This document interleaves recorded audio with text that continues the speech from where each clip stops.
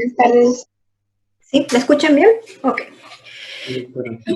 Bueno, un poquito, hemos ingresado casi 40 minutos después de la hora programada por las fallas técnicas que ha habido en relación a la conexión. Bueno, cambiamos un poquito el rubro en cuanto al área a tratar en esta clase, ¿no? Ustedes han estado viendo parte de enfermedades reumatológicas, ¿no? Las pruebas que se utilizan para el estudio de estas enfermedades que se trabajan en el área de inmunología. Y ahora vamos a ver acerca del área de microbiología, donde trabajamos, una de las pruebas que más se trabajan en esta área son los cultivos, ¿no? Los cultivos pueden ser de distintas muestras, cultivos de orina, cultivos de líquidos serosos, cultivo de líquido cefalorraquídeo, cultivo de sangre, que es el hemocultivo, cultivo de médula ósea, como el mielocultivo, el coprocultivo, etcétera, ¿no? También incluso algunas biopsias pueden ser cultivadas.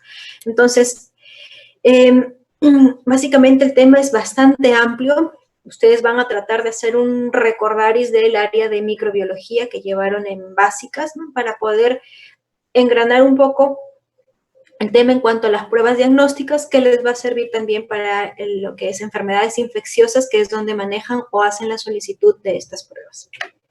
Bien, entonces, cuando hablamos de cultivos, hablamos de una siembra, ¿verdad? Siembra de algún tipo de muestra en un medio de crecimiento que va a permitir crecer a determinadas bacterias. Entonces, existen normas básicas generales que se trabajan para el estudio de estos cultivos, ¿no? Empezando por la solicitud, ya tanto en las clases presenciales habíamos mencionado acerca de la importancia de preanalítica. Entonces, también parte de la elaboración de la solicitud de exámenes es parte de esta preanalítica, que debe ir con una información completa para poder llegar a un buen resultado laboratorial, ¿no? ¿Qué información debemos emitir? El nombre completo del paciente, número de identificación del paciente, generalmente es el número de DNI, el número de historia clínica, edad y sexo del paciente, el servicio de procedencia del paciente, tipo de muestra enviada y localización anatómica del proceso infeccioso. Esto también es un dato muy importante. Por ejemplo, si es que mandan líquido pleural, si ha sido un drenaje torácico derecho, drenaje torácico izquierdo, porque a veces envían de ambos y no se rotula bien la muestra. Es conveniente consignar si el paciente recibió antibiótico en los últimos 7 días y, de ser así, se debe registrar o anotar en la orden el nombre del antibiótico, la dosis y la vía de administración. ¿Por qué? Porque, como sabemos, los antibióticos pueden llevarme a un falso negativo en el proceso de cultivos, ¿no? Entonces, es importante conocer, que el laboratorio conozca y que ustedes también sepan que el paciente, si el paciente ha recibido o no tratamiento. Además, también que me va a permitir ayudar en ver cuál es el mejor momento para la toma de muestras si es que el paciente está recibiendo antibióticos.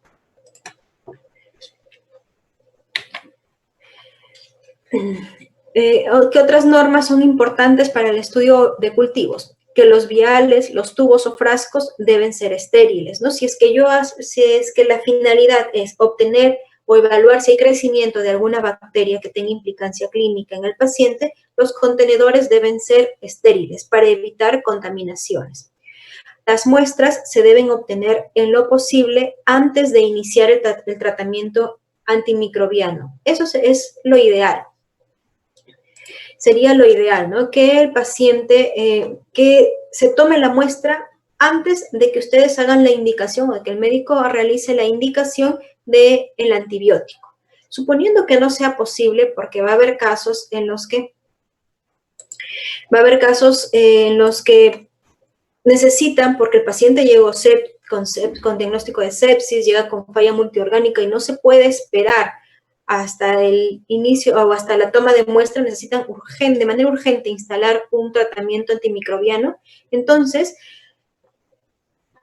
lo pueden hacer, se debe informar esto al laboratorio para que la muestra se obtenga justo antes de la administración de la dosis o en líneas generales tras 48 horas de finalizado el tratamiento, ¿no? Es decir, ustedes le indican al paciente la dosis de antibiótico, le colocan la primera dosis y antes de que le coloquen la segunda dosis sería el momento ideal para tomar la muestra si es que el paciente ya está tomando antibióticos. La recolección debe ser en el sitio exacto de la lesión con las máximas condiciones de asepsia, siempre máximas condiciones de asepsia, tanto del operador, del que va a tomar la muestra, el uso de guantes, la buena higiene de manos, el uso de guantes, como de la zona donde se va a obtener la muestra, para evitar contaminaciones. La muestra no debe ponerse en contacto con antisépticos o desinfectantes porque lo que buscamos en un cultivo bacteriano es el crecimiento. Entonces, si aplicamos algún antiséptico que va a tener contacto, si se contamina la muestra con un antiséptico o un desinfectante, estos pueden inhibir el crecimiento y cuando siembre voy a tener un falso negativo. Siempre se prefieren los productos purulentos recogidos por aspiración directa con jeringa o tejidos sospechosos a las muestras tomadas con hisopos o torundas de algodón. Esto principalmente aplica para heridas. Si bien es cierto, el tema no es de cultivos de secreción de heridas, pero es una norma básica de que cuando se van a obtener los productos purulentos de heridas, de abscesos, lo ideal es hacer aspiración con jeringa, ¿no? Más no con el hisopo, tomar un poquito de la secreción y luego pasarlo a algún medio de transporte, no. Lo ideal es que sea aspirado de secreción con una jeringa. Bien, entonces la clase va a constar de 4 cultivos, 2 de ellos los más utilizados, el urocultivo, el hemocultivo en el ámbito hospitalario es muy utilizado. Vamos a hablar un poquito acerca de los coprocultivos y de los mielocultivos. En cuanto al urocultivo, del mismo nombre podemos saber qué es la siembra o el cultivo de una muestra de orina. Entonces, ¿para qué me sirve este urocultivo? Para evaluar cuál es el agente etiológico, el agente causal de una infección de vías urinarias. Las infecciones urinarias, su definición viene a ser la invasión patógena del urotelio, lo cual me va a llevar a una respuesta inflamatoria. Esta infección de vías urinarias engloba distintas entidades para su diagnóstico, ¿no? ¿Qué tipo de identidad, qué tipo de infección tiene? Cistitis, pielonefritis, ¿no? Uretritis. El método de recogida es importante tanto para laboratorio, que va de donde vamos a evaluar, por ejemplo, el recuento de colonias, como para ustedes que van a interpretar este resultado, porque también se hace la interpretación en base al recuento de colonias. Elementos formes, en el caso de la evaluación del sedimento urinario, evaluar si hay la presencia de aumento de leucocitos, si hay presencia de eritrocitos en orina, si hay presencia de cristales, ¿no? Estos elementos también deben ser analizados en el procesamiento. Algunas definiciones: bacteriuria sintomática, que viene a ser la presencia de 100.000 unidades formadoras de colonia por mililitro en 2 muestras de orina en ausencia de sintomatología. Entonces decimos, pero si el paciente no tiene sintomatología, ¿por qué le vamos a solicitar urocultivos? Existen algunos casos especiales en los que esta bacteriuria asintomática adquiere importancia, es más, incluso amerita tratamiento antibiótico. Por ejemplo, una bacteriuria asintomática en una gestante. En las gestantes, dentro de sus controles prenatales, se les solicita un urocultivo para evaluar la presencia de bacteriuria asintomática. De ser así, de presentarse, la gestante incluso podría recibir tratamiento antibiótico porque sería un factor de riesgo para un embarazo prematuro por una ruptura prematura de membranas. Y tener en consideración también la infección urinaria complicada. Los síndromes clínicos, algunas diapositivas las he tomado del aula virtual. Los síndromes clínicos pueden ser bacteriuria sintomática, que ya estábamos mencionando la definición, cistitis, cuando hay infección vesical, infección de vejiga, síndrome uretral agudo, cuando hay síntomas irritativos en las mujeres principalmente, y la pielonefritis aguda, que es la infección ya de vía urinaria superior del riñón, asociado con síntomas sistémicos, ¿no? Con fiebre, con malestar general, etc. La clasificación de ITU también puede ser una ITU complicada o una ITU no complicada. La no complicada generalmente se da en una mujer joven, sana, no gestante, con síntomas menores a 7 días, ¿no? Existe un menor riesgo de infección renal, de afectación renal, pielonefritis o de un fallo al tratamiento. Mientras que la complicada la podemos subdividir, tanto en aquellas cuando el paciente lo que tiene es patologías concomitantes o asociadas, y la otra es cuando hay alteraciones en la vía urinaria. Dentro de las comorbilidades o las patologías asociadas tenemos diabetes, inmunosupresión, manipulación de la vía urinaria en caso de niños, ancianos, varones, que los síntomas sean mayores de 7 días y hospitalizados. Y en vía urinaria normal, por ejemplo, cuando hay obstrucción, alguna presencia de algún cálculo, alguna obstrucción, reflujo vesículo-ureteral, vejiga neurogénica y el embarazo, ¿no? Estos factores van a llevar a que haya mayor riesgo en la paciente, que pueda haber una afectación renal o una pielonefritis, llevando consigo un fallo en el tratamiento antibiótico y hasta sepsis en el paciente. Microbiota normal. Como recordamos o cuando hemos leído, siempre indica, ¿no? La orina es estéril hasta que esté en vejiga, ¿no? En riñones la orina no está contaminada, no hay bacterias ahí, en uréteres tampoco, en vejiga tampoco. Entonces, en riñones, uréter y vejiga, la orina es estéril en personas sanas. La orina contribuye a mantener la vía urinaria de gérmenes debido a que hay arrastre, el pH ácido y a su elevada osmolaridad. Sin embargo, la uretra sí puede estar colonizada por microbiota normal, esta microbiota que va a provenir del perineo. Entonces, en su paso de la orina por la uretra, puede contaminarse y puede tener presencia de algunas bacterias, ¿no? Debido al paso por la uretra. Entonces, como la uretra en la mujer es más corta, es en la mujer donde hay una mayor incidencia de infecciones de vías urinarias. Prevalencia y frecuencia. Durante el primer año de vida, hombres y mujeres tienen un riesgo similar de tener una infección urinaria, 2% en ambas. En la etapa escolar empieza a haber un incremento ya en el sexo femenino. 6% de las niñas tienen al menos un episodio de ITU, de infección urinaria, por año. Entre los 16 y los 35 años, el riesgo es 40 veces mayor en mujeres. Entonces, ¿cómo va? Mientras va pasando el tiempo, va aumentando el riesgo en mujeres, hasta llegar a la tercera edad, donde nuevamente hay un empate, por decirlo así, entre varones y mujeres. Ambos tienen el mismo riesgo porque empieza a incrementar ya en el varón el riesgo de una ITU por hiperplasia prostática. Entonces, en términos generales, es más frecuente en mujeres, pero tenemos en los extremos durante el primer año, donde hay similitud en el riesgo de una ITU, y en el otro extremo, que es la tercera edad, donde también hay similitud en la frecuencia de una ITU debido a la hiperplasia prostática en el varón. Toma de muestra. En cultivos mencionábamos la preanalítica es muy importante. ¿Por qué? Porque nos va a ayudar a tener una muestra de calidad y poder obtener, y que el resultado que obtengamos, el agente infeccioso obtenido, sea correlativo o sea el agente causal realmente del cuadro clínico que tenga el paciente. Si no se cumplen ciertas condiciones, podemos tener falsos positivos o falsos negativos. Entonces, la preanalítica o la toma de muestra es vital en todos los procesos de cultivos, ¿no?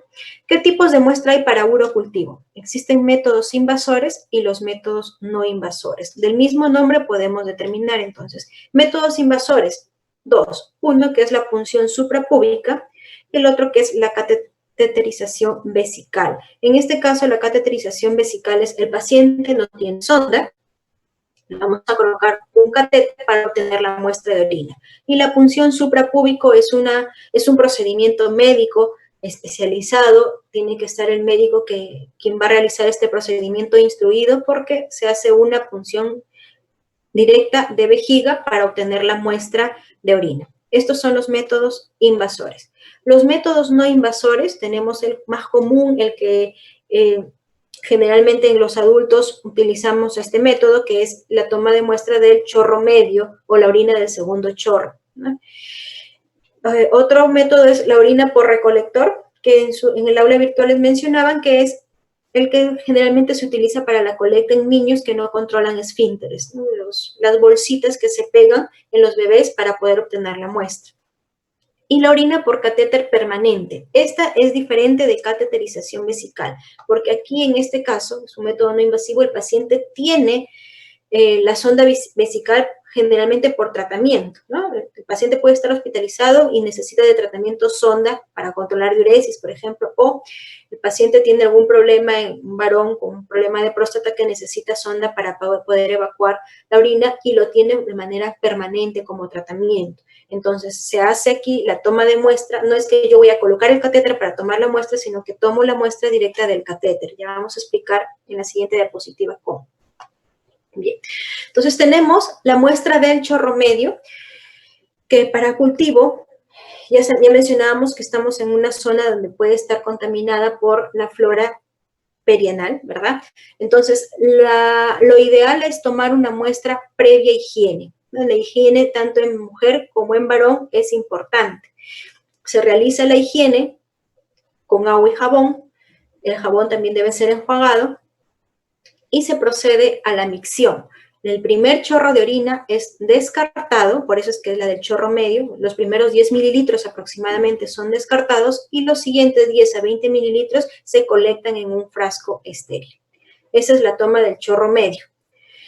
Tenemos acá la que mencionábamos, la colecta en la bolsita, que es generalmente para bebés. Estas bolsitas yo creo que ustedes sí las han visto en algún momento, tienen un adhesivo, lo que se debe hacer es la higiene previa de la zona genital de los bebés y se pega esta bolsita porque como no controlan esfínteres, ellos pueden miccionar en cualquier momento.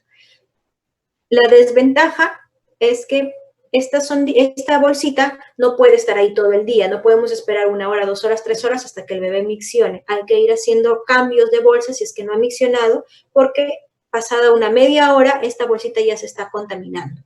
Entonces, hay que hacer el cambio de la bolsa cada media hora, en alguna bibliografía hasta 1 hora, para evitar un falso positivo, ¿ya? Este método tiene una especificidad baja si la comparamos con el cateterismo vesical, ¿no? El cateterismo vesical tiene una especificidad más alta, 0.97, es decir, 97%, y la de la bolsita, 62%. Punción suprapúbica, que ya mencionábamos, es un procedimiento médico, no lo hacemos los de laboratorio, lo hace principalmente el urólogo, con una punción en el suprapubis directo de vejiga para toma de muestra de orina. Y la punción del catéter permanente, ¿no? O sea, el paciente está con una sonda Foley permanente, está hospitalizado o en casa con una sonda Foley y se le debe tomar la muestra a través de este catéter. Entonces, es importante que ustedes lo conozcan. ¿Por qué?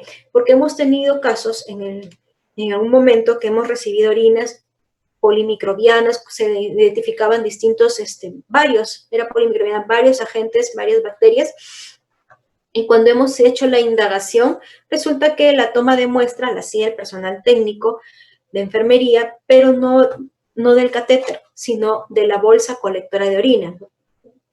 Nosotros sabemos que el paciente cuando tiene una sonda Foley tiene la sonda que está conectada en la parte inferior con una bolsa colectora. Entonces, lo que hacían era tomar la muestra de la bolsa colectora, que obviamente no la cambian diario y que la orina es un medio de cultivo, está contaminada y crecía pues de todo en el urocultivo. Entonces, la forma adecuada de hacer la toma de muestra en este catéter es, primero se hace un clampaje a unos 10 centímetros del meato urinario en la sonda, se espera unos minutos, se hace la asepsia, la limpieza de la parte más proximal de la sonda, se hace una limpieza, esperamos que haga efecto esta limpieza y con una jeringa y aguja se procede a la punción de la toma de muestra. Se punza, se aspira y se obtiene la muestra y esta muestra se transfiere a un contenedor estéril.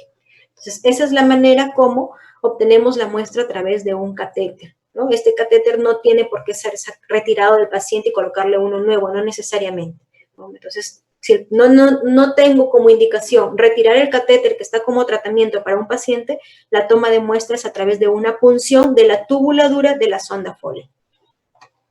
Bien. Doctora. Sí, te escucho. Una pregunta. En el caso del catéter, ¿no se puede infectar? ¿No puede haber también algo que pueda valorar la muestra?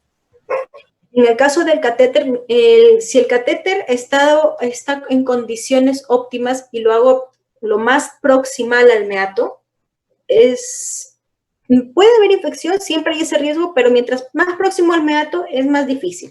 Mientras más distal, por eso mencionaba la bolsa colectora y la parte más distal es donde está más contaminado que en la parte superior.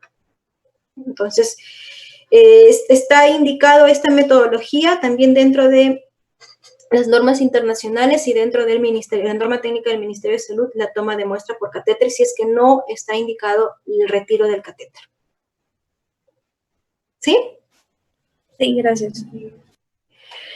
Bien, el procesamiento de muestra. Dentro del procesamiento de muestra del urocultivo se realizan diversos estudios, ¿no? Uno es la evaluación del sedimento urinario. A pesar de que ustedes no lo solicitan, se solicita como urocultivo, se realiza siempre un sedimento urinario para ver la correlación, si es que hay alteración de células con el crecimiento de bacterias. Se puede realizar también una coloración Gram para buscar si hay Gram positivos, Gram negativos, ¿no? Sin embargo, no se hace de rutina y luego se procede con el cultivo. Entonces, dentro del sedimento urinario, que es distinto, que es parte del examen completo de orina, no es distinto, es parte del examen completo de orina. La diferencia es que en el sedimento urinario lo que se hace es, se toma una alícuota de la orina, aproximadamente 10 mililitros, y estos 10 mililitros son centrifugados, ¿no? Dependiendo de la metodología y dependiendo de la centrífuga, 5 minutos o más. Entonces, se centrifuga, se decanta, se vacía, en algún momento lo vamos a hacer en la práctica, se decanta el sobrenadante y nos vamos a quedar con un sedimento, con la parte inferior. Todo el líquido sobrenadante se va a decantar, se desecha. Nos quedamos con el sedimento y este sedimento es observado, se coloca en una lámina portaobjeto, con una laminilla, y se observa al microscopio. Entonces, ¿para qué? Para hacer búsqueda de elementos formes. Estos elementos formes son los eritrocitos, los leucocitos, los cilindros y cristales. Importancia dentro de la infección de vías urinarias, por ejemplo, leucocitos, ¿no? Tenemos que son menos de 10 células por microlitro o de 0 a 5 leucocitos por campo en un campo de 40X. Son sus valores de referencia. Si yo tengo más de 5 por campo, entonces lo puedo asociar, o hay una leucocitosis y podría estar asociado con una infección. ¿Qué más? Los cilindros, por ejemplo, hay un tipo de cilindro que son los cilindros leucocitarios. Los cilindros leucocitarios que también su presencia me ayudaría a correlacionarla con una infección urinaria, y sobre todo si es que hay cilindros